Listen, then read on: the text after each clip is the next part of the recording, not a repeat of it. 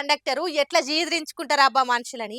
జర చిల్లర్ లేదంటే చాలు నడు నడు బస్ దిగు, డ్రైవర్ అన్న బస్ జర సైడ్ కాపుకో అనుకుంటా గరమైతారు. రూపాయి తక్కువండి పర్సులకెళ్ళి తీసిచ్చేదాకా సుతాగరు. కానీ మనకు రావాల్సిన చిల్లర మాత్రం ఇయ్యకున్నా సరేతి అని ఊకుంటారు. వాళ్ళు ఊకున్నా మనోళ్ళు ఊకోరు కదా. కొందరు ఇగో గీ అన్న లెక్క కాయానికి కాలు దూతారు, చిల్లర ఇచ్చేదాకా ఇడవరు.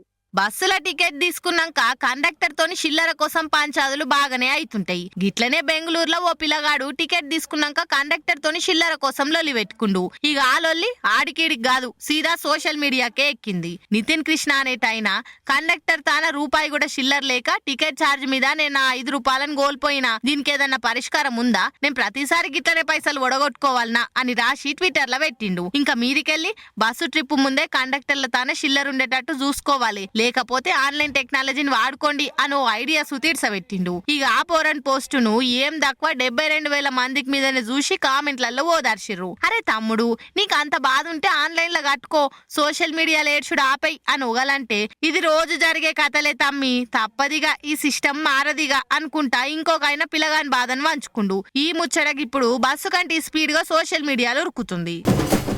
ఎండిన పొలంలా మొలకలు వచ్చినట్టు, బట్టతల మీద ఎంటికలు మొలిచినట్టు, పెట్రోల్ అయిపోయిన బండి షాలైనట్టు, ఎప్పుడు ఎండలు తప్ప వానలు గడవడని దుబాయ్లా వరదలు వచ్చినాయి. ఆ వరదలు మళ్ళా వట్టిపచ్చి వరదలు కాదు, దుబాయ్నే నిండా ముంచిన వరదలు.